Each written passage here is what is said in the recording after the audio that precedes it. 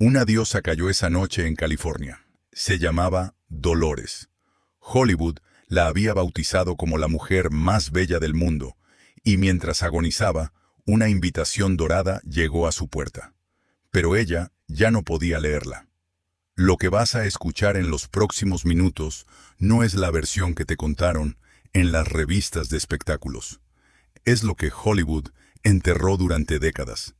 La verdadera razón por la que la mexicana más amada de la pantalla grande terminó sus días lejos de su tierra, traicionada por la misma industria que la convirtió en leyenda, y por una decisión médica aparentemente inocente que terminaría siendo el error que acabaría con su vida.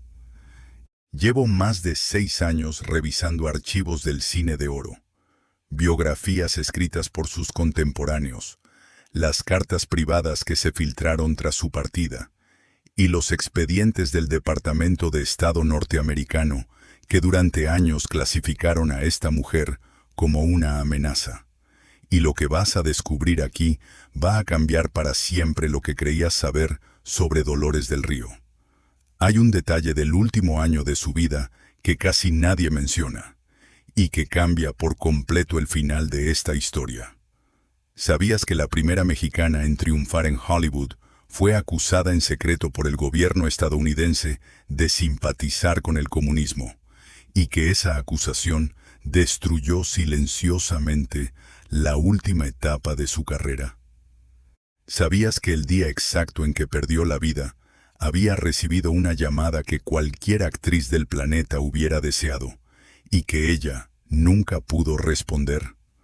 Suscríbete si reconoces a Dolores del Río como una de las mujeres más valientes que dio el cine latinoamericano, porque lo que viene a continuación no se cuenta en cualquier canal. Y la pregunta más incómoda de todas, la que vamos a dejar para el final del expediente: ¿de verdad fue una inyección contaminada lo que la mató? ¿O hubo algo más que Hollywood prefirió sepultar junto con ella? Hagamos un viaje al lugar donde todo empezó. Era el 3 de agosto de 1904, cuando vino al mundo en Victoria de Durango, en pleno corazón de México. Su nombre real era María de los Dolores Asúnzolo y López Negrete. Una niña con sangre de aristócratas en las venas. Su padre, Jesús Leonardo Asúnzolo, dirigía el Banco de Durango y era uno de los hombres más respetados del estado. Su madre, Antonia López Negrete, descendía de una familia de abolengo, de las que tenían sillas reservadas en los teatros desde antes de comprar el boleto.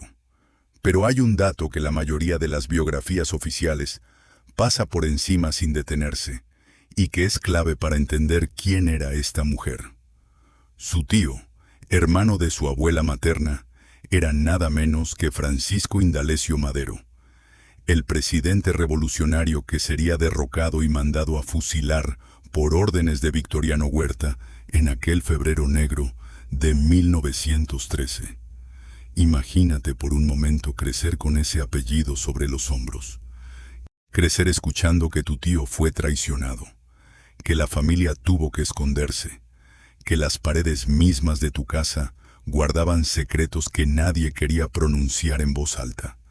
La pequeña Lolita, como le decían entonces, vivió los primeros años de su vida en la hacienda de la Concepción, rodeada de nanas, de pianos, de clases de francés con maestros traídos desde París. Pero en 1910 todo se vino abajo. La revolución llegó como un caballo desbocado. Su padre tuvo que huir hacia los Estados Unidos para salvar su vida.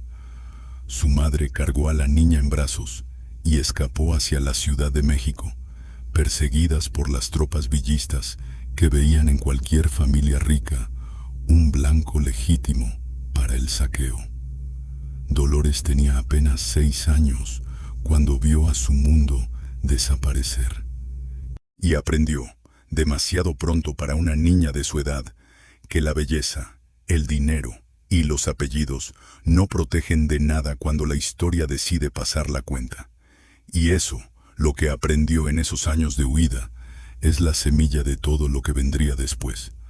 En la capital, Su madre la inscribió en el Colegio Francés del Sagrado Corazón, donde la formaron en idiomas, en piano, en danza clásica, en las artes que las señoritas de su clase debían dominar para ser presentadas en sociedad. Pero Lolita era distinta. Una mirada bastaba para darse cuenta. Tenía algo en los ojos que no se enseñaba en ningún colegio. Una mezcla de melancolía aristocrática y de fuego mexicano que años después haría temblar las cámaras de Hollywood. En el colegio, formó parte de un círculo pequeño de niñas de su clase social, hijas de banqueros, de hacendados, de diplomáticos, y aprendió desde muy temprano a moverse en los salones con esa naturalidad heredada que solo da la cuna. Pero también aprendió, dolorosamente, lo que significaba ser una mujer en una sociedad que había decidido, mucho antes de que ella naciera, lo que esa mujer podía y no podía hacer con su vida. Las niñas de su edad aspiraban a casarse bien y a aparecer en las páginas sociales de los diarios capitalinos.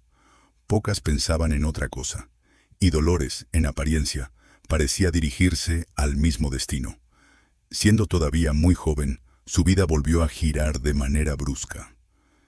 En una soirée organizada por la familia, conoció a Jaime Martínez del Río, un hombre de negocios mayor que ella, heredero de una de las fortunas más grandes del país, dueño de haciendas y de minas, dueño además de ese aire de hombre de mundo que tanto seducía a las jóvenes de aquella época. Jaime quedó hechizado en cuanto la vio bailar, y Lolita, criada para casarse bien, aceptó la propuesta de matrimonio con la misma naturalidad con la que aceptaba cualquier mandato familiar. La boda se celebró el 11 de abril de 1921, una fecha que el destino marcaría con tinta roja 62 años después, por razones que ninguno de los dos podía imaginar esa tarde.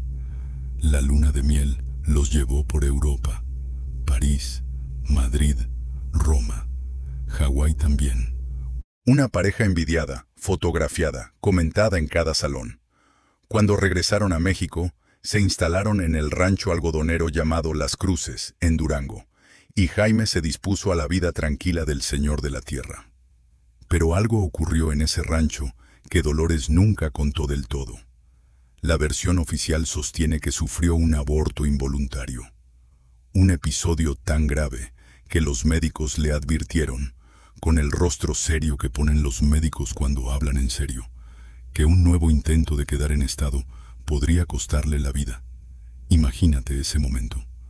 Una joven de apenas 18 años, recién casada, escuchando que el sueño de la maternidad se le acababa de cerrar para siempre. Y ese dolor, el que casi nadie menciona, marcaría su carácter para el resto de su existencia.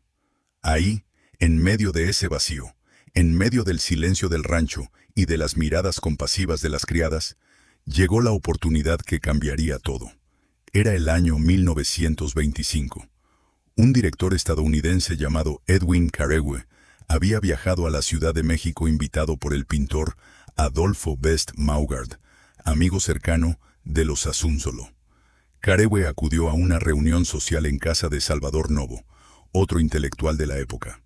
Y ahí, entre copas de vino y conversaciones sobre arte mexicano, levantó la vista y la vio. Dolores estaba sentada al fondo del salón, vestida con un traje oscuro, escuchando sin hablar. Carrewe quedó paralizado.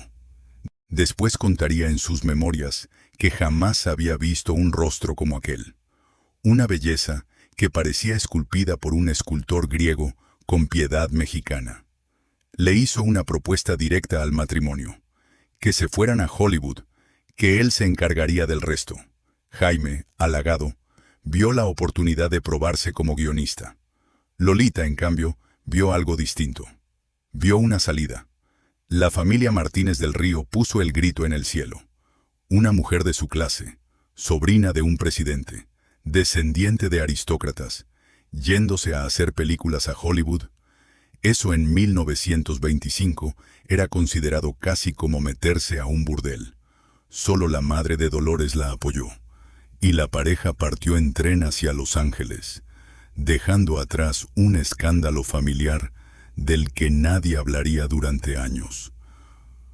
Lo que encontraron al llegar fue una ciudad en plena ebullición.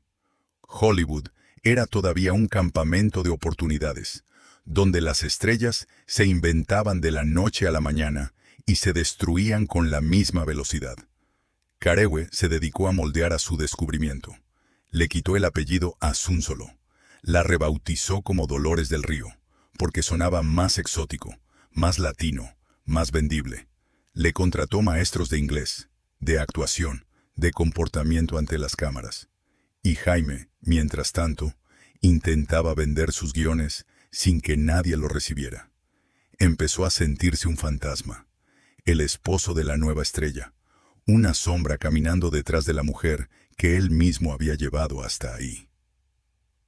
Lo que pasó en ese matrimonio durante esos meses es uno de los capítulos más oscuros y silenciados de la historia de Dolores. El primer papel le llegó ese mismo año, en una película titulada Joana. Un papel pequeño, casi de relleno, pero las cámaras la amaron desde el primer fotograma. Algo en ella atrapaba la luz de una manera distinta. Carewe lo notó, los productores lo notaron, el público lo notó. Para 1926 ya estaba protagonizando What Price Glory, bajo la dirección de Raúl Walsh, y la prensa empezó a llamarla la Valentino femenina, comparándola con el ídolo masculino de la época. En 1928 llegó Ramona, dirigida por el propio Carewe, donde grabó además un tema musical para la RC a Víctor, que le seguiría dejando regalías hasta el final de sus días. Ese tema, la canción Ramona, merece una pausa. Fue una de las primeras canciones promocionales de una película en la historia del cine. Una estrategia comercial que la propia industria probaba por primera vez. La voz de Dolores, suave y melódica, recorrió Estados Unidos a través de la radio durante meses. Las parejas la bailaban en los salones de Nueva York, en los clubes de Chicago, en las verbenas de Texas. La canción se convirtió en uno de los hits más vendidos de 1928. Y los contratos firmados entonces seguirían enviándole cheques a Dolores incluso cuando ya estaba retirada del cine. Ese ingreso pasivo le permitió mantener una vida cómoda en sus últimos años, cuando los papeles importantes ya no llegaban con la frecuencia de antaño. Una decisión tomada en el estudio de la RC a Víctor en 1928 terminó financiando, sin que ella lo planeara, varias décadas de su retiro. Por lo tanto, mientras Dolores subía como cohete, Jaime se hundía. La diferencia entre ambos creció hasta volverse insoportable. La pareja se separó a finales de 1927. Jaime se marchó solo, primero a España, después a Alemania. Lo que ocurrió allá es uno de los misterios más turbios que rodean a Dolores del Río, y que muy pocos canales se atreven a tocar. En septiembre de 1928, en un hospital de Berlín, Jaime Martínez del Río fue ingresado con un cuadro que los médicos describieron como envenenamiento de la sangre. Le encontraron también un tumor en el cerebro. Murió pocas semanas después. La versión oficial habla de causas naturales derivadas del tumor cerebral. Pero las versiones que circularon entre la colonia mexicana en Europa hablaban de algo muy diferente. Se dijo que Jaime, devastado por la separación, podría haber tomado la decisión de acabar con su vida. Una nota periodística de 1928 reportó incluso que junto a su cama se había encontrado una carta atribuida a Dolores con palabras de afecto. Nunca se confirmó la autenticidad de ese reporte. Nunca se aclaró del todo lo ocurrido en aquellas últimas horas. Pero el peso de esa muerte, justo cuando ella estaba en la cumbre del éxito, la perseguiría como un fantasma silencioso durante el resto de su vida. Imagínate recibir esa noticia. Imagínate estar filmando Evangelina, una de las cintas más ambiciosas de tu carrera hasta ese momento, y que llegue de pronto un telegrama que cambia todo. Dolores recibió el aviso durante el rodaje. Y según el relato de la propia actriz, tomada años después en entrevistas, supo aguantar la composición frente al equipo y siguió adelante con el trabajo. Esa era su forma de defenderse del mundo. Esa capacidad de seguir adelante, ese aguante por encima de cualquier cosa, definiría su carrera y también su tragedia. Hollywood, sin embargo, no se detiene por nadie. Carewe, su descubridor, se enamoró perdidamente de ella. Le propuso matrimonio en 1930, pero Dolores había aprendido a leer las situaciones. Sabía que casarse con su manager era cambiar una jaula por otra. Lo rechazó, y lo que vino después fue una tormenta legal. Carewe la demandó, intentó arruinarla, le bloqueó proyectos. Dolores, con la ayuda de la productora United Artists, logró librarse del contrato. Pero el costo emocional fue enorme. Cayó en una depresión profunda y desarrolló además una infección renal severa que la mantuvo varias semanas hospitalizada. En esa misma época, en una reunión social en el famoso castillo Hearst, propiedad del magnate de la prensa William Randolph Hearst, conoció al hombre que sería su segundo marido. Cedric Gibbons, director artístico de la Metro-Goldwyn-Mayer, uno de los hombres más poderosos de la industria. Gibbons era el responsable visual de las grandes producciones del estudio más grande del mundo, y además fue él quien diseñó la estatuilla del premio Oscar. Sí, esa misma estatuilla dorada que Dolores nunca llegó a ganar y que, como vamos a ver más adelante, terminaría persiguiéndola hasta el último día de su vida. Se casaron en 1930, una pareja deslumbrante. Vivían en una mansión Art Deco diseñada por el propio Gibbons en Pacific Palisades, en el 757 de la avenida Kingman. Una casa que se convirtió en el centro social de Hollywood. Los almuerzos dominicales que Dolores organizaba ahí eran legendarios. Por aquella sala pasaron Charlie Chaplin, Marlene Dietrich, Greta Garbo, Joan Crawford. La aristocracia del cine mundial bebía champaña en el patio trasero de una mexicana de Durango. Pero detrás del telón empezaban los problemas que Hollywood se encargó de silenciar durante décadas. Y aquí entra uno de los temas más incómodos de toda esta historia.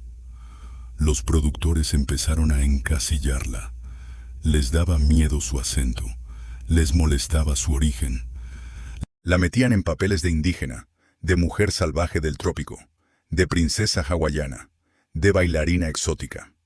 En la cinta Ave del Paraíso, de 1932, el director King Vidor la hizo aparecer en una escena nadando sin ropa junto a Joel McCrea.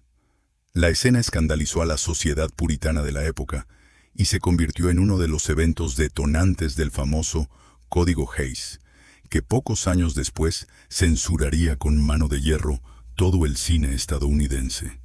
Dolores, sin saberlo, estaba siendo usada como provocación pública, como carne fresca para el escándalo, y mientras Hollywood la exhibía, también la limitaba, porque jamás le dieron papeles serios. Hay una frase brutal de la propia Marlene Dietrich, registrada en los archivos de la prensa de la época, donde la actriz alemana afirmaba que la mujer más bella de Hollywood era una mexicana, y esa mexicana era Dolores del Río. Imagínate el peso de esa afirmación. Marlene Dietrich, considerada el ícono mismo de la belleza europea, reconociendo públicamente que la corona pertenecía a otra. Y sin embargo, Dolores tenía las manos atadas para hacer las películas que sus colegas blancas hacían con normalidad. Los papeles de mujer fatal moderna se los daban a Marlene. Los dramas históricos europeos se los daban a Garbo. Los personajes de abogada, científica o heredera neoyorquina ni siquiera se los ofrecían a leer. A Dolores le pasaban guiones de princesa exótica, de mujer tropical, de bailarina del trópico. Papeles donde su piel y su acento servían como decoración para vender boletos al público que quería verlo distinto. Y mientras eso pasaba en su carrera, La prensa de Hollywood se inventó una rivalidad falsa que terminaría siendo bandera durante décadas. La rivalidad con Lupe Vélez. Lupe era otra estrella mexicana, nacida en San Luis Potosí, conocida como la Mexican Spitfire por su carácter explosivo. Era todo lo contrario de Dolores.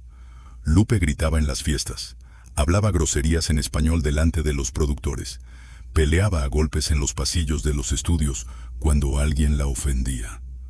Dolores, en cambio, era contención pura, aristocracia destilada en cada gesto. La prensa amarilla las puso enfrentadas en cada portada que pudo. Inventó peleas en restaurantes que nunca ocurrieron. Inventó insultos que ninguna de las dos había pronunciado. Y el público compró el cuento durante años. Cuando Lupe Vélez terminó sus días en 1944, en circunstancias trágicas que aún hoy generan controversia, Dolores fue una de las primeras en aparecer en el funeral. Llevaba un velo negro, no habló con la prensa, solo dejó una flor sobre el ataúd y se marchó. Diego Rivera, el muralista mexicano, dejó escrita una frase que resume el tamaño del fenómeno.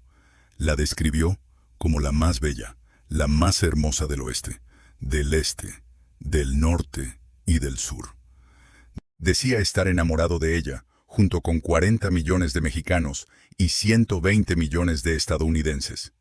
José Clemente Orozco, otro de los grandes muralistas, también la inmortalizó en sus obras. Miguel Covarrubias la dibujó. Frida Kahlo la frecuentó. Toda la élite cultural del continente la veneraba. Y Hollywood la usaba para vender boletos de cintas exóticas. La amistad con Frida Kahlo es otro capítulo poco conocido. Frida y Diego pasaron temporadas en Estados Unidos a principios de los años 30, mientras Diego pintaba murales en Detroit y en San Francisco. Y Dolores, ya instalada en Hollywood, mantuvo correspondencia con Frida durante esos años. Las dos mujeres compartían una herida silenciosa. Ambas habían sido informadas por sus médicos que la maternidad les estaba prohibida por razones distintas, pero igual de definitivas. Frida por las secuelas físicas del accidente de tranvía que le había destrozado la columna en 1925. Dolores por las complicaciones del aborto en el Rancho de las Cruces. Esa coincidencia trágica las acercó de una manera que muy pocas amistades de la época alcanzaron. Frida pintaba a Dolores con admiración. Dolores se refería a Frida en sus cartas como una de las mujeres más valientes que había conocido. La amistad duró hasta la muerte de Frida en 1954. En 1934 vino Madame du Barry, dirigida por William Dieterle, donde Dolores interpretaba a la cortesana francesa del siglo XVIII. Pero la película fue mutilada por la oficina del Código Hays, porque presentaba a la corte de Luis XV como una farsa con tintes considerados inadecuados para la moral de la época. El estudio editó la cinta hasta dejarla irreconocible. La carrera de Dolores empezó a perder fuerza, precisamente porque los proyectos que ella habría podido sostener fueron destruidos por la censura. Y aquí empieza la pendiente, cuesta abajo, que la lleva al desastre. Para 1937, Dolores ya empezaba a recibir los papeles secundarios. Las grandes estrellas del momento, Joan Crawford, Greta Garbo, Bette Davis, ocupaban los primeros planos. Cedric Gibbons, mientras tanto, viajaba constantemente. Trabajaba 18 horas al día. La pareja empezó a distanciarse, y la mansión de Pacific Palisades, antes el corazón de Hollywood, empezó a sentirse vacía como un escenario después de la función. Y entonces apareció él. Era el año 1940. En una fiesta organizada por el productor Darryl Zanuck, Dolores conoció a un joven director y actor que apenas tenía 25 años, 11 años menor que ella. Un genio precoz que había revolucionado la radio con La Guerra de los Mundos y que ahora trabajaba en el guión de la que sería considerada la mejor película de la historia. Su nombre era Orson Welles. Lo que ocurrió entre ellos fue inmediato. Welles, según contaría su propia hija Rebecca años después, se enamoró perdidamente de Dolores antes incluso de conocerla, después de haberla visto en una de sus películas.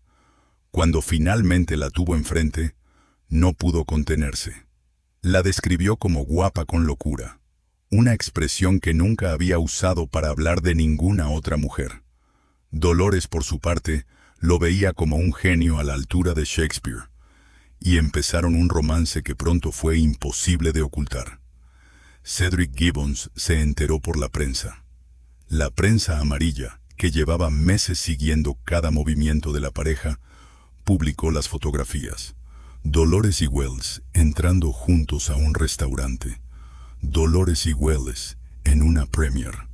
Dolores y Welles tomando café en la terraza de un hotel. El divorcio se concretó en 1941 y la prensa de Hollywood se ensañó con ella. La llamaron Destruye Hogares. La acusaron de seducir a un genio joven solo para resucitar su carrera. La señalaron por la diferencia de edad como si fuera un crimen. Pero lo que la prensa no contaba era que Dolores estaba viviendo, según declaraciones de personas cercanas, el primer amor real de su vida. Y precisamente por eso, la caída sería todavía más dolorosa. Mientras Welles dirigía Citizen Kane, esa obra maestra que años después sería considerada por los críticos la mejor película jamás filmada, Dolores estaba a su lado. Lo acompañaba en cada función del Mercury Theatre. Lo apoyaba en las grabaciones de radio. Estaba ahí cuando William Randolph Hearst, el magnate de la prensa que había sido inspiración indirecta del personaje principal de Citizen Kane, lanzó su campaña de boicot contra Welles y contra la película. Hearst era el mismo hombre en cuyo castillo Dolores había conocido a Cedric Gibbons años atrás. Hollywood era un círculo demasiado pequeño, y la traición circulaba por sus pasillos como un virus.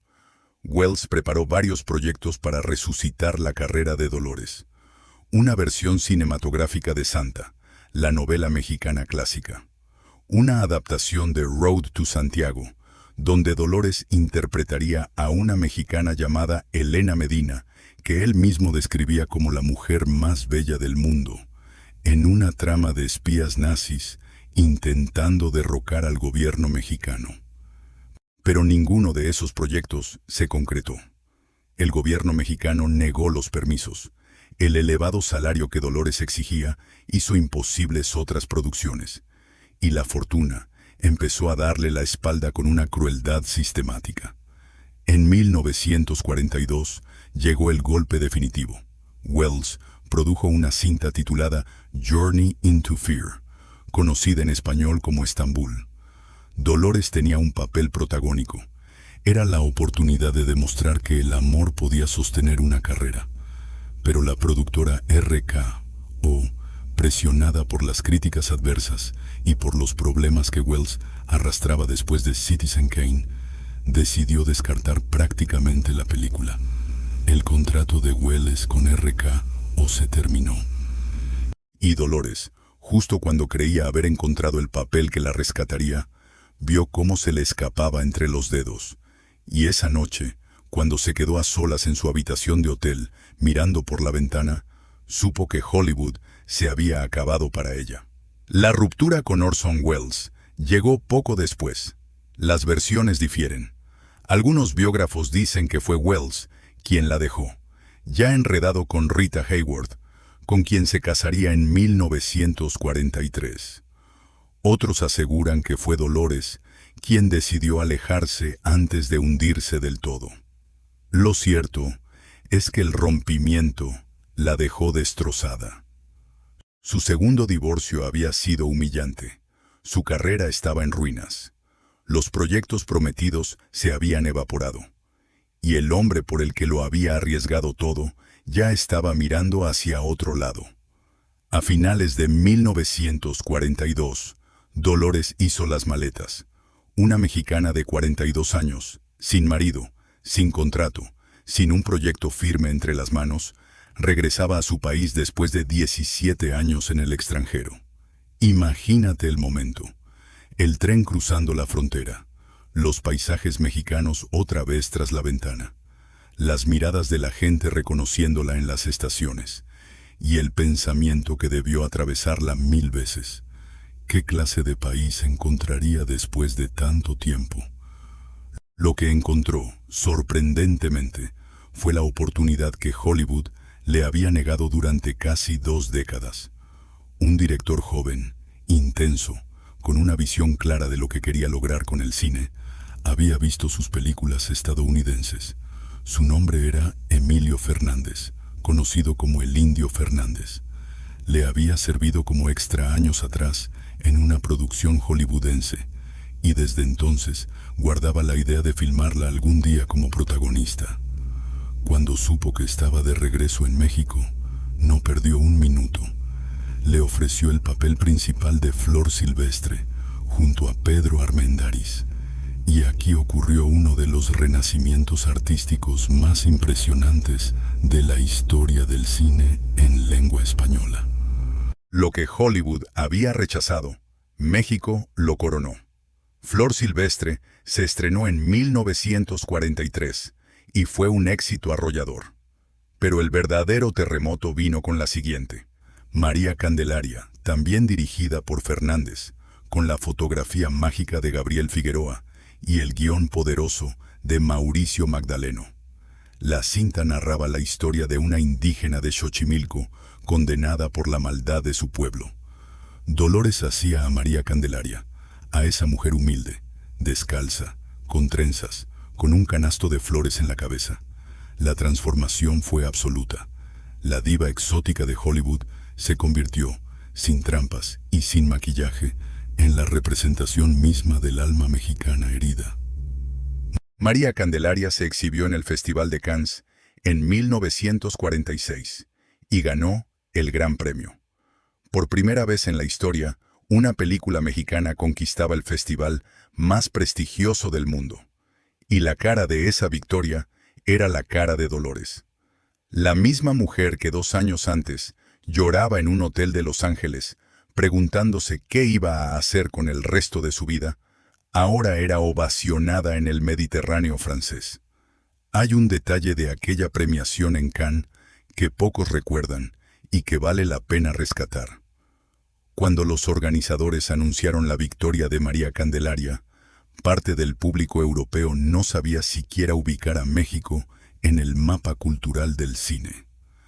Llegaban con la idea de que el cine en lengua española era un cine menor, hecho en estudios precarios, con actores poco preparados.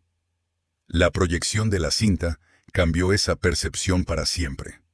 La fotografía de Gabriel Figueroa, con sus cielos cargados, sus contrastes profundos, sus rostros indígenas iluminados como esculturas vivas, dejó al jurado en silencio. Y la actuación de Dolores, capaz de transmitir el dolor de toda una clase social con un solo gesto de la mirada, fue calificada por la crítica francesa como una de las interpretaciones femeninas más auténticas de aquella década.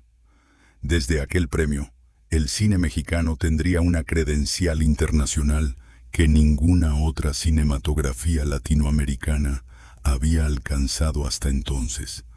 Vinieron más películas con el mismo equipo. Las Abandonadas en 1944, Bugambilia el mismo año, La Malquerida en 1949, Doña Perfecta en 1950.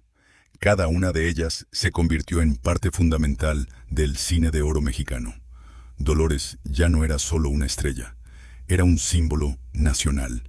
Era México caminando con tacones por las alfombras del mundo. Y en medio de esa consagración llegaron también los premios. 3 premios Ariel a la mejor actriz, el equivalente mexicano del Oscar, en distintos años por sus interpretaciones más memorables. Y en 1975, el Ariel de Oro como reconocimiento a una trayectoria que ya entonces cualquier crítico calificaba como irrepetible. Dolores recibió esa estatuilla con una elegancia que pocos podrían imitar. En su discurso de aceptación, Agradeció al cine mexicano por haberla rescatado cuando Hollywood la había abandonado. Y agradeció también a su país por haberla acogido cuando volvió, porque, según dijo entonces, hay regresos que solo se pueden hacer cuando del otro lado hay alguien que abre la puerta. Pero mientras todo eso ocurría en su tierra, en el norte algo estaba creciendo en silencio. Un expediente, un archivo manchado con su nombre. Y aquí entra el capítulo más siniestro de toda esta historia. Lo que Hollywood le hizo a Dolores del Río en 1954 es probablemente la traición más sucia que sufrió cualquier estrella latina en la historia del cine norteamericano. Estados Unidos vivía en plena cacería de brujas. El senador Joseph McCarthy había convertido al país en un tribunal masivo. Cualquier sospecha de simpatía con el comunismo significaba la destrucción de carreras enteras. Charlie Chaplin había sido expulsado del país. Cientos de guionistas y directores aparecían en listas negras, y los expedientes secretos del FBI engordaban con nombres, sin que sus dueños supieran que estaban siendo observados. Dolores del Río, sin saberlo, llevaba años en uno de esos expedientes. ¿Por qué? Por varias razones que el gobierno estadounidense consideraba sospechosas. Primero, su amistad con Diego Rivera y con Frida Kahlo, ambos militantes comunistas conocidos. Segundo, su apoyo público a refugiados españoles antifranquistas durante la Guerra Civil Española. Tercero, su relación con Orson Welles, considerado por sectores conservadores un izquierdista peligroso. Y cuarto, un detalle que casi nadie recuerda. En 1934, Dolores había asistido a la proyección privada de la película mexicana Que Viva México, dirigida por el realizador soviético Sergei Eisenstein. Una asistencia inocente a una proyección artística, pero que el FBI registró en sus archivos como contacto con propaganda comunista. En 1954, la productora 20th Century Fox la contactó para un papel importante. Iba a interpretar a la esposa de Spencer Tracy en la cinta Broken Lance, dirigida por Edward Dmytryk. Era la oportunidad de regresar a Hollywood en sus propios términos, ya consagrada como leyenda en su país. Dolores aceptó. Empezó los preparativos. Y entonces llegó la noticia. El gobierno de los Estados Unidos le negaba el permiso de trabajo. La acusaba, sin presentar pruebas claras, de ser simpatizante del comunismo internacional. El golpe fue brutal. Edward Dmytryk, el propio director de la cinta, era además un hombre que conocía bien los efectos del macartismo. Él mismo había sido perseguido años antes como parte del grupo conocido como Los 10 de Hollywood, encarcelado y luego forzado a delatar a sus colegas para poder volver a trabajar. Dmytryk sabía exactamente lo que significaba estar en una lista negra. Y sin embargo, no pudo hacer nada por defender a Dolores. Las autoridades migratorias, en aquellos años, tenían la última palabra sobre quién entraba al país y quién no. Y la palabra que cayó sobre Dolores fue una sola: rechazada. Imagínate ese momento. Una mujer de 50 años, primera latinoamericana en triunfar en Hollywood, sobrina del expresidente mexicano Francisco Madero, descubriendo que el país que la había convertido en estrella, ahora la tenía en una lista negra. Y lo más cruel de todo es que nunca pudo defenderse, porque el expediente jamás se hizo público. El papel se lo dieron a otra actriz, la cubana Katy Jurado, quien terminaría siendo nominada al Oscar por esa misma actuación.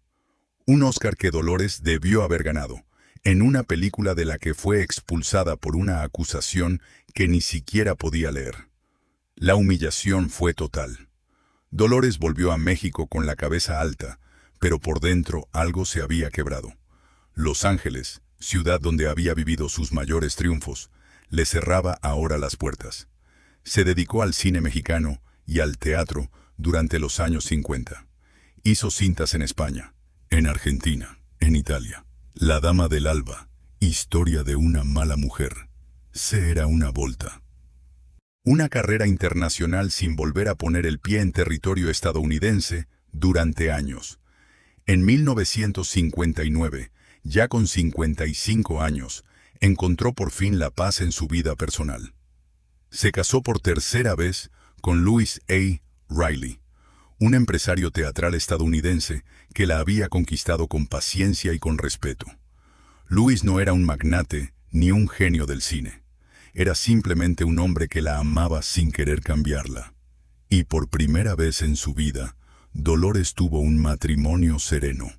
Vivieron entre Coyoacán, en la Ciudad de México, y Newport Beach, en California, con un permiso de visita que las autoridades estadounidenses finalmente le habían restituido cuando McCarthy cayó en desgracia. Hagamos una pausa aquí, porque hay un episodio en esta etapa de su vida que merece detenerse, y que pinta a Dolores en su faceta más humana. 1960. Filmación de Estrella de Fuego, dirigida por Don Siegel. Era el regreso oficial de Dolores a una producción de Hollywood después del veto de 1954. La cinta protagonizada por un joven cantante que se había convertido en el fenómeno mundial del momento, un muchacho de Tupelo, Mississippi, que cantaba con la voz de un huracán. Su nombre era Elvis Presley. Lo que se ha contado durante años sobre el primer encuentro entre Dolores y Elvis, en aquel set, tiene todos los matices de la leyenda.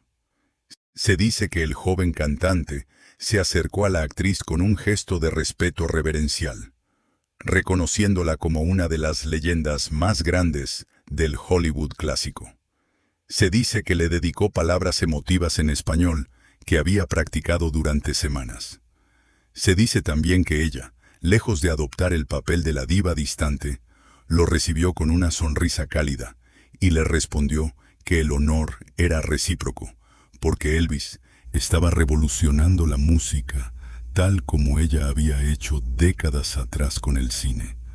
La amistad entre ellos, breve pero genuina, sería recordada por Elvis hasta el final de sus días. Y aquí viene el primer aviso del destino, una conexión que pocos han notado y que une a estas dos leyendas con un hilo invisible, porque tanto Dolores como Elvis terminarían muriendo en circunstancias controvertidas, ambos vinculados de alguna manera a la medicación que tomaban, ambos en un momento en que sus carreras parecían apagarse, y ambos rodeados de gente que tomaba decisiones por ellos. Pero ese paralelismo trágico aún tardaría unos años en revelarse en el caso de Dolores. Durante los años 60 y 70, Dolores se dedicó a algo que muy pocas estrellas de su talla emprenden. Fundó instituciones. Creó la Asociación Nacional de Actores, conocida como la ANDA, una organización para defender los derechos laborales de los actores mexicanos. Cofundó la Sociedad para la Protección de los Tesoros Artísticos de México. Fue una de las creadoras del Festival Internacional Cervantino de Guanajuato, evento que hoy es uno de los festivales culturales más importantes del continente. Y en 1973 puso en marcha la Estancia Infantil de la ANDA, un centro de cuidado para los hijos de los actores que necesitaban trabajar y educar a sus niños al mismo tiempo. Fungió como presidenta del centro hasta 1981. A su muerte, esa estancia recibiría su nombre, y hasta hoy sigue funcionando en la Ciudad de México. Era una mujer que cargaba con la responsabilidad de su lugar histórico, pero también una mujer cansada. Una mujer que había vivido 3 matrimonios, 2 divorcios, una pérdida traumática, una lista negra del FBI, un encasillamiento racial, una traición pública por parte de la prensa y la certeza permanente de que había podido hacer mucho más si la industria se lo hubiera permitido. Y a pesar de todo eso, seguía sonriendo cuando los fotógrafos la perseguían. Seguía vistiéndose como una reina. Seguía siendo, hasta los 75 años, la mujer más fotografiada en cualquier evento al que asistía. Su última película fue The Children of Sanchez, una producción méxico-estadounidense estrenada en 1978, basada en el libro del antropólogo Oscar Lewis. Dolores compartió pantalla con Anthony Quinn, otro mito del cine. Tenía 74 años cuando filmó su última escena, y nadie en el set podía imaginar que esa sería su despedida del cine. Pero ese mismo año, 1978, los médicos le dieron una noticia que marcaría el inicio del fin. Había desarrollado osteomielitis, una infección crónica de los huesos que causa dolor intenso y limita la movilidad. Una enfermedad que requiere tratamientos constantes con antibióticos y medicación reforzada. Sufría además de artritis, herencia de los años de baile y de los rigores físicos de las filmaciones. Los médicos le prescribieron inyecciones de vitaminas para sostener el sistema inmunológico debilitado por las medicinas, una práctica común en la época para pacientes con enfermedades crónicas. Y aquí entra el episodio que cambió todo. En algún momento entre finales de 1980 y principios de 1981, durante una de esas inyecciones de rutina, ocurrió un accidente que la versión oficial nunca esclareció del todo. Una de las jeringas, una de las dosis administradas, estaba contaminada con el virus de la hepatitis B. Dolores quedó infectada. Una mujer de 76 años, con osteomielitis, con artritis, con un sistema inmunológico ya debilitado. Ahora cargaba además con una hepatitis viral severa que su hígado no estaba en condiciones de combatir. Imagínate el momento del diagnóstico. Louis Riley, su esposo, sentado a su lado en la consulta médica. Los doctores explicando lo que significaba esa contaminación, lo que vendría. Las hospitalizaciones repetidas, la degradación lenta del hígado, el dolor que iría aumentando con el tiempo. Y Dolores, que había sobrevivido a la Revolución Mexicana siendo niña, a la lista negra de Hollywood siendo joven, a 3 matrimonios complicados, a la pérdida de proyectos enteros, a la traición de Wells, ahora se enfrentaba a un enemigo invisible que ningún talento, ningún apellido, ningún apoyo podría detener. Y aquí está el dato que casi ninguna biografía menciona, y que vuelve esta historia mucho más siniestra. Nunca se identificó al responsable de la inyección contaminada. Tampoco hubo una investigación pública en ningún momento. Ningún médico fue llamado a declarar ante una autoridad sanitaria. Ningún laboratorio asumió la responsabilidad por el lote de medicamento que pudo haber estado contaminado. La hepatitis B en aquella época era considerada una enfermedad de transmisión por agujas mal esterilizadas, por transfusiones sanguíneas sin control o por contacto con fluidos infectados. Que una mujer del estatus de Dolores del Río, atendida supuestamente por los mejores médicos disponibles, contrajera el virus por una inyección de vitaminas, es algo que en cualquier otro caso hubiera generado escándalo, demandas, investigaciones a fondo. Pero en su caso, todo quedó en silencio. La familia nunca presentó una denuncia formal. La prensa nunca exigió respuestas. Hollywood, como siempre, miró hacia otro lado. ¿Por qué? ¿Por qué nadie investigó? ¿Por qué la mexicana más famosa de la historia del cine murió por una contaminación que nunca se aclaró del todo y que la versión oficial despachó como un accidente común? Esas son preguntas que sus biógrafos más rigurosos siguen haciéndose hasta hoy. Y son preguntas que vamos a intentar responder en la última parte de este expediente. Los últimos 2 años de Dolores fueron una pelea cuerpo a cuerpo con la enfermedad. Pasaba largas temporadas entre Coyoacán y Newport Beach, donde el clima era más amable para sus dolores. Louis Riley se encargaba de todo. Recibía a los pocos visitantes que ella aún quería ver. Filtraba las llamadas. Le leía cartas de admiradores que llegaban desde Argentina, desde España, desde Filipinas, desde Italia, desde lugares que Dolores ni siquiera sabía que la conocían tanto. Su rostro, todavía hermoso a pesar de los años y de la enfermedad, seguía siendo objeto de admiración pública.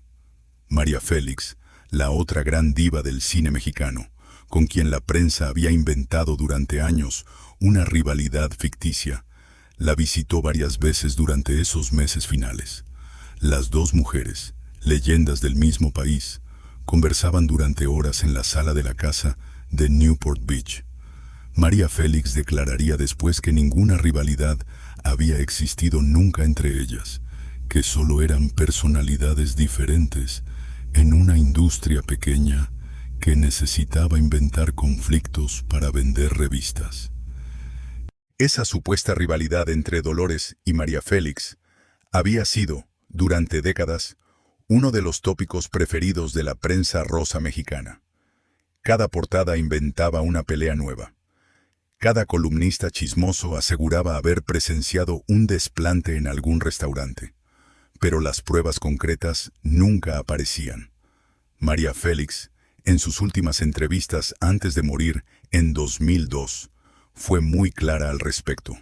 Aseguró que ella siempre había respetado a Dolores, que la consideraba una pionera, una mujer que había abierto puertas que sin ella habrían permanecido cerradas, y reconoció que las diferencias de carácter entre ambas, una más reservada, la otra más explosiva, habían sido aprovechadas por los medios para construir una guerra que nunca existió.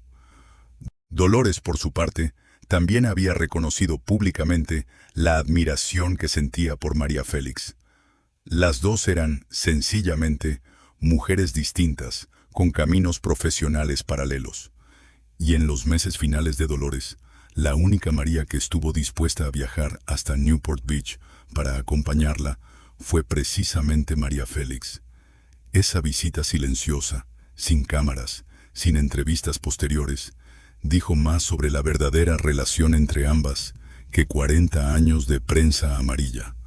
Pero la verdad sobre la última semana de Dolores es algo que casi nadie ha contado completo, y vale la pena detenerse en ella.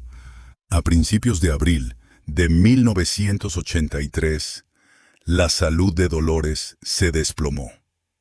La insuficiencia hepática, consecuencia directa de la hepatitis crónica que había contraído por la inyección contaminada, ya no respondía a ningún tratamiento. Su hígado, golpeado por años de medicación intensa, por la enfermedad viral y por el desgaste natural, dejó de cumplir sus funciones básicas. Luis la llevó al hospital de Newport Beach, en California, donde los médicos hicieron lo que podían, sabiendo que ya era poco lo que se podía hacer. El 10 de abril, un día antes del desenlace, ocurrió algo que la propia familia consideraría después como una de las ironías más amargas de la historia del cine. Llegó a la casa una invitación oficial de la Academia de Artes y Ciencias Cinematográficas de Hollywood.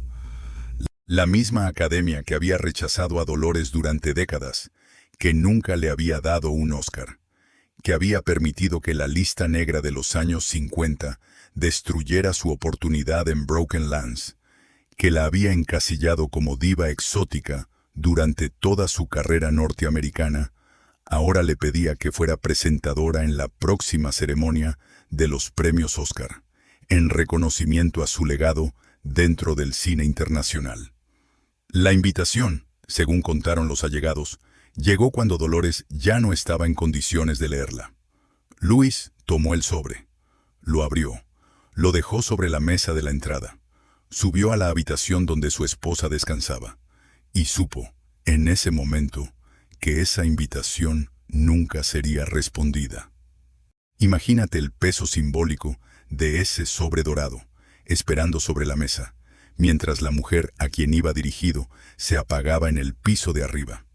Hollywood, la ciudad que la había usado durante 17 años para vender boletos exotizando su origen, que la había castigado por sus amistades, que la había dejado fuera de los grandes papeles dramáticos por ser mexicana, llegaba con una invitación de honor justo cuando la dueña de ese honor ya no podía ni levantar la mano para firmar el recibo. Una ironía cruel, un reconocimiento llegando exactamente con 40 años de retraso, una disculpa silenciosa que nadie quiso pronunciar en voz alta. El 11 de abril de 1983, durante la mañana de California, Dolores del Río perdió la vida. Fue exactamente 62 años después del día de su primera boda con Jaime Martínez del Río en 1921. La fecha del 11 de abril, que la había marcado como esposa joven en Durango, ahora la marcaba como leyenda eterna en Newport Beach. Tenía 78 años. La causa oficial fue insuficiencia hepática, derivada de la hepatitis B, contraída años antes por la inyección contaminada, que nunca fue investigada. A su lado, sosteniéndole la mano, estaba Louis Riley. En la mesa de la entrada, el sobre dorado de la academia seguía cerrado. Su cuerpo fue cremado de acuerdo con su voluntad. Sus cenizas fueron trasladadas a México pocos días después. La nación entera se vistió de luto. Las salas de cine cerraron por 24 horas. Las radios pasaron en bucle el tema musical que ella había grabado para Ramona en 1928, una canción que volvió a estremecer al país después de medio siglo. Los homenajes se sucedieron en cascada. El presidente Miguel de la Madrid Hurtado declaró duelo nacional. Sus restos fueron sepultados inicialmente en un mausoleo del Panteón Francés de San Joaquín, pero 23 años después, en 2006, fueron exhumados y trasladados a la Rotonda de las Personas Ilustres dentro del Panteón Civil de Dolores, en la Ciudad de México, en reconocimiento a su contribución cultural a la patria. Hoy descansa entre los grandes nombres de la historia mexicana. Su tumba es visitada cada año por miles de admiradores que dejan flores rojas, blancas y amarillas en una explanada que parece, ella misma, un escenario. Pero la pregunta que abrimos al inicio de este expediente sigue ahí, palpitando como una herida sin cerrar. ¿Fue solo una inyección contaminada lo que mató a Dolores del Río? ¿O hubo algo más? ¿Algo que Hollywood prefirió sepultar junto con ella?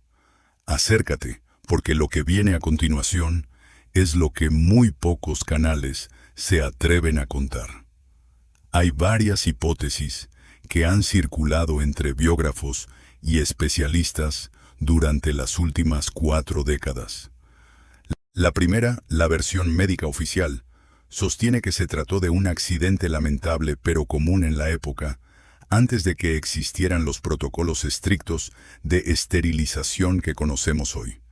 La hepatitis B era una enfermedad relativamente frecuente en pacientes que recibían tratamientos prolongados con inyectables, y la calidad de las jeringas y los medicamentos no estaba tan controlada como en la actualidad. La segunda hipótesis, mucho más inquietante, sugiere que Dolores fue víctima de una mala praxis sostenida durante años, que el médico responsable de sus inyecciones de vitaminas, cuya identidad nunca fue revelada públicamente, no esterilizaba correctamente sus instrumentos, y que probablemente Dolores no fue su única víctima. Esta hipótesis nunca fue investigada, porque la familia, agotada por la pérdida y por el enorme escrutinio público que rodeaba a la actriz, decidió no abrir un proceso legal. Louis Riley, quien sobrevivió a Dolores hasta 2011, manifestó en alguna ocasión que prefería conservar su recuerdo intacto antes que entrar en una batalla judicial que solo prolongaría el dolor. La tercera línea de interpretación, presentada en algunos textos especializados sobre el cine de oro mexicano, plantea una pregunta más profunda. ¿Cómo es posible que una mujer de la talla de Dolores, con su patrimonio, con sus contactos, con la mejor atención médica disponible en California, terminara contaminada por una jeringa de uso rutinario? Esa pregunta, planteada en términos puramente médicos, no exige una conspiración para resultar inquietante. Basta con la simple constatación del descuido. Una negligencia clínica que en cualquier otro paciente habría tenido consecuencias legales. En su caso, quedó archivada sin más explicaciones. Y es ese silencio administrativo, esa falta de seguimiento oficial, lo que sigue generando malestar entre los biógrafos cuidadosos hasta hoy. Lo más cómodo siempre fue cerrar el expediente y no preguntar más. Y 40 años después, la pregunta sigue sin tener respuesta formal. Hay además un dato que conviene mencionar para entender la magnitud del descuido. La hepatitis B, en la época en que Dolores fue contaminada, ya era una enfermedad conocida y prevenible mediante protocolos de esterilización adecuados. Los hospitales de Estados Unidos, especialmente los de California, manejaban procedimientos que reducían enormemente la posibilidad de una contaminación por aguja en un paciente de alto perfil. Que el accidente haya ocurrido en una mujer de la talla de Dolores, atendida en uno de los entornos médicos más modernos del mundo, sigue siendo una pregunta sin respuesta clara casi medio siglo después de su fallecimiento. Y mientras la respuesta no llegue, la sensación de que algo se hizo mal seguirá flotando alrededor de su memoria como una bruma. Y aquí está el detalle que pocas veces se menciona, y que da pistas sobre lo que pudo haber ocurrido. Dolores nunca habló públicamente del médico que la inyectó. Tampoco dio su nombre en privado, según los testimonios de quienes la acompañaron en sus últimos meses. Jamás lo señaló, ni siquiera en las pocas entrevistas íntimas que concedió antes de morir. Ese silencio puede ser interpretado de muchas maneras. Algunos biógrafos lo leen como elegancia, como su negativa a convertirse en víctima pública. Otros lo interpretan como protección, como si Dolores supiera algo que no quería revelar, como si callar fuera la única manera que tenía, en sus últimos años, de mantener la dignidad intacta. Lo cierto es que ese silencio, sumado a la ausencia de investigación, deja la puerta abierta a preguntas que probablemente ya no encuentren respuesta. Lo que sí está claro, lo que ningún historiador discute, es que Dolores del Río fue víctima de un sistema que la usó durante décadas y que solo aprendió a respetarla cuando ya estaba a punto de morir. Hollywood la dejó caer en cada momento decisivo. Cuando la encasilló en papeles racistas durante los años 30, ahí estuvo el primer abandono. Cuando la metió en la lista negra del macartismo en los años 50, ahí estuvo el segundo. Cuando le falló en los proyectos que hubieran podido salvar su carrera junto a Orson Welles, ahí estuvo el tercero. Y cuando la dejó morir en California, a unas horas en avión de los estudios donde había construido su leyenda, sin que ningún ejecutivo se molestara en visitarla durante sus últimos meses, ahí estuvo el cuarto y el más cruel de todos. La diosa que Hollywood inventó terminó siendo la diosa que Hollywood prefirió olvidar.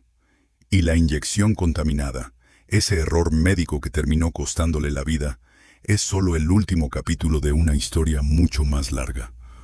Una historia donde la negligencia, la traición y el desinterés se fueron acumulando como capas de pintura sobre un cuadro hasta cubrir el rostro original. Por eso la frase del título de este expediente no es exagerada. Porque el error que la mató no fue una jeringa sin esterilizar.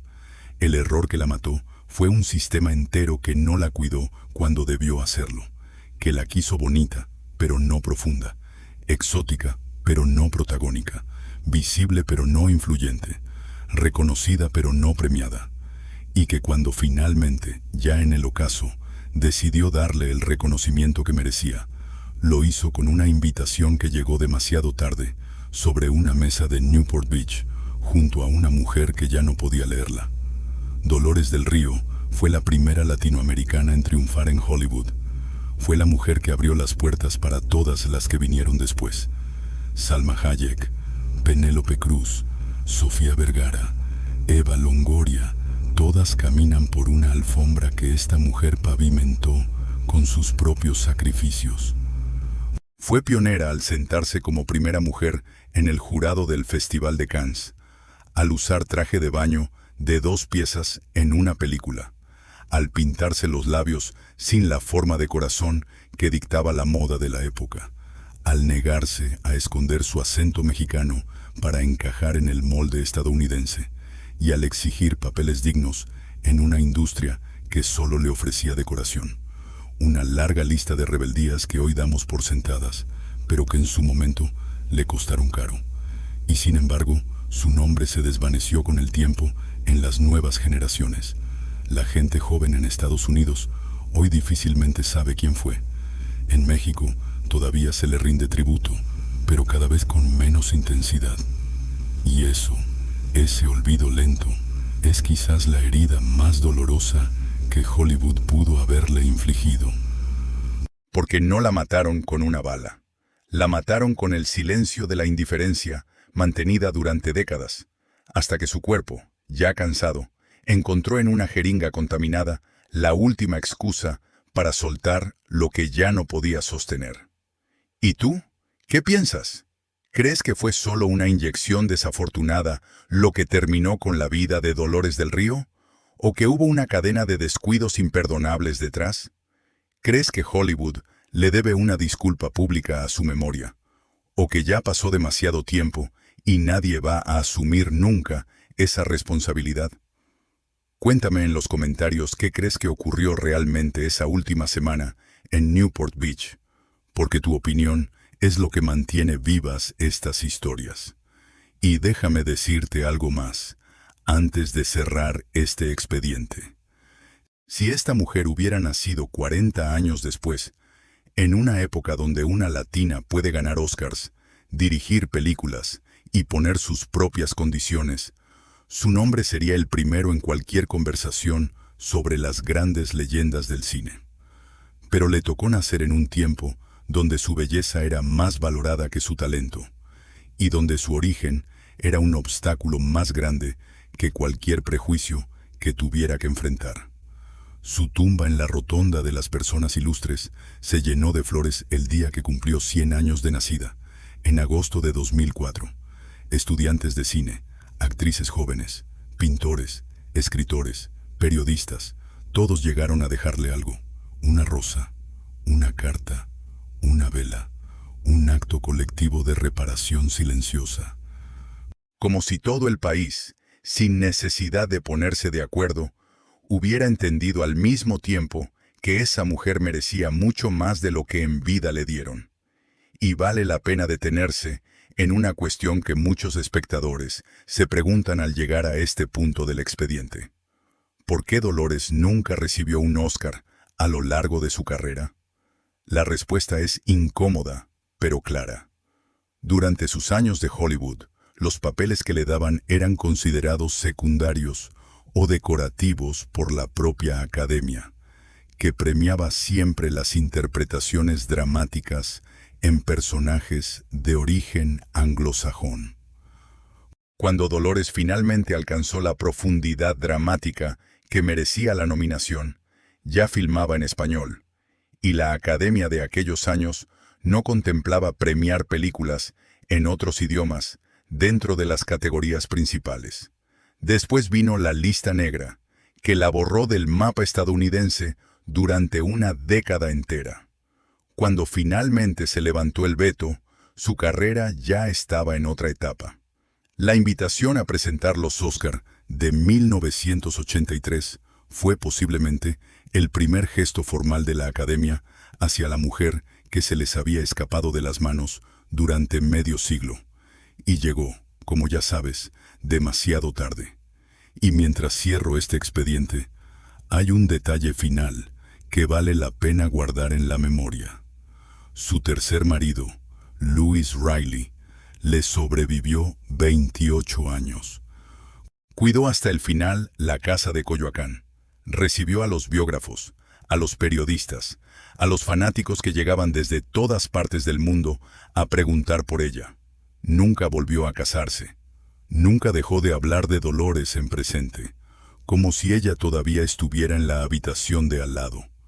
Murió en 2011, en la misma casa donde habían pasado los últimos años de su matrimonio, rodeado de las fotografías de la mujer a la que había amado durante más de medio siglo.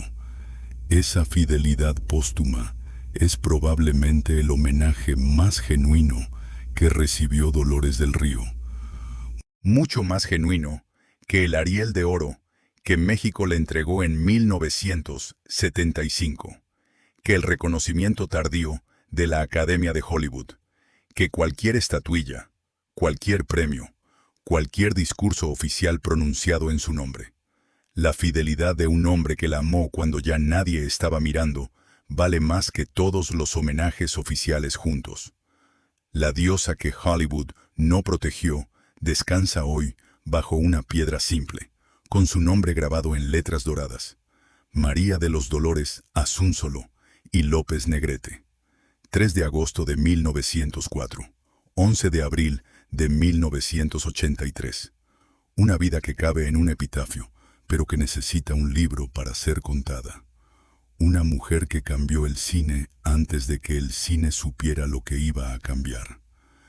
Y un nombre que merece ser pronunciado con respeto cada vez que alguien hable de los pioneros del séptimo arte. Si esta historia te impactó, si sentiste que algo se te apretó en el pecho cuando llegaste al final del expediente, no puedes perderte el próximo video del canal, donde vamos a abrir el caso de María Félix, la otra gran diva del cine mexicano, la única mujer a la que Dolores consideraba su igual, y cuyos secretos, romances prohibidos y muerte rodeada de misterios silenciados nunca se han contado completos en ningún canal de YouTube hasta hoy.